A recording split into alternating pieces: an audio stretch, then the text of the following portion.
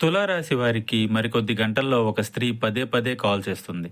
ఎందుకోసమో మీకు తెలుసా? ఆ యొక్క స్త్రీ మీ జీవితంలోని స్త్రీ. మీ కుటుంబ సభ్యుల్లో ఉండొచ్చు, మీ ఇరుగు పొరుగులో ఉండవచ్చు. మీకు ఫోన్ చేసి మిమ్మల్ని ధన సహాయం కానీ లేదా ఏ ఇతర సహాయమైనా మిమ్మల్ని అడుగుతారు. వారి స్వార్థం కోసం మిమ్మల్ని విసిగిస్తూనే ఉంటారు. కొంతమంది మనస్తత్వం ఎలా ఉంటుందంటే మనం చెప్పేది అస్సలు వినరు. వారికి కావాల్సింది పదే పదే అడుగుతూనే ఉంటారు. ఆ యొక్క స్త్రీ మీరు సహాయం చేస్తారని తెలిసిన స్త్రీ కావచ్చు, లేదా ఎవరైనా చెబితే మీ దగ్గరికి వచ్చిన స్త్రీ కావచ్చు. వారి కష్టాన్ని, వారి ఆపదని మీకు పదే పదే తెలియచేయాలని ఉపలాట పడుతూ ఉంటారు. మీరు ఎన్ని చెప్పినా అర్థం చేసుకోవటం లేదు అని మీకు చాలా కోపం వస్తుంది. భావోద్వేగాలకి లోను కావద్దు. ఆ స్త్రీ చేసింది కనిపించదు, మీరు చేసేదే అందరికీ వినిపిస్తుంది. జాగ్రత్త. ఒకవేళ మీరు ఈ విషయంలో తప్పించుకోలేకపోతే మీ యొక్క సమస్యను మీ కుటుంబ సభ్యులకు అప్పగించండి. ఈ సమస్య యొక్క పరిష్కారం మీ కుటుంబ సభ్యుల చేతుల్లోనే ఉంది అని గుర్తుపెట్టుకోండి. మీకు ఇంకా ఇతరత్ర ఎటువంటి సమస్యలు, సందేహాలున్నా ఒకసారి గురువు గారిని సంప్రదించండి.